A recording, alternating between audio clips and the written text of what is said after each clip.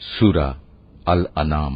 বিসমিল্লাহির রহমানির রহিম। ওয়াকাযালিকা নুরি ইব্রাহিমা মালাকুতাস সামাওয়াতি ওয়াল আরদি ওয়ালিয়াকুনা মিনাল মুকিনিন।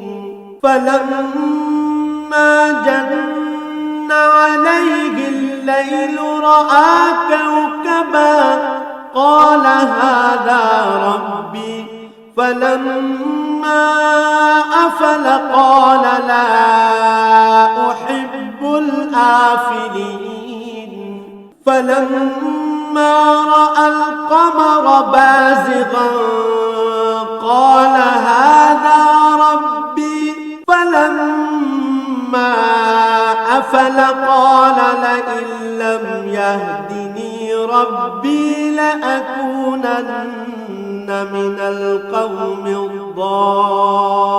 الضالين فلما رأى الشمس بازغة قال هذا ربي هذا أكبر فلما أفلت قال يا قوم إني بريء مما تشركون إني وجهت وجهي للذي فطر السماوات والأرض حنيفا وما أنا من المشركين। এভাবে আমি ইব্রাহিমকে আকাশসমূহ ও জমিনের যাবতীয় পরিচালন ব্যবস্থা দেখাতে চেয়েছিলাম, যেন সে নিশ্চিত বিশ্বাসীদের দলে সামিল হয়ে যেতে পারে। যখন তার উপর আঁধার ছেয়ে রাত এল, তখন সে একটি তারকা দেখতে পেল। তারকাটি দেখেই সে বলে উঠল, এ বুঝি আমার মালিক। কিন্তু কিছুক্ষণ পরেই যখন তারকাটি ডুবে গেল, তখন সে কিছুটা দ্বিধাগ্রস্ত হয়ে বলল, যা ডুবে যায় তাকে তো আমি আমার মালিক বলে পছন্দ করতে পারি না। এবার যখন সে আকাশে একটি ঝলমলে চাঁদ দেখল, তখন বলল, হ্যাঁ, এই মনে হয় আমার মালিক। অতঃপর এক পর্যায়ে যখন তাও ডুবে গেল, তখন সে বলল, আমার রব যদি আমাকে সঠিক পথের দিশা না দেখান, তাহলে অবশ্যই আমরা গোমরা লোকদের দলে সামিল হয়ে যাব।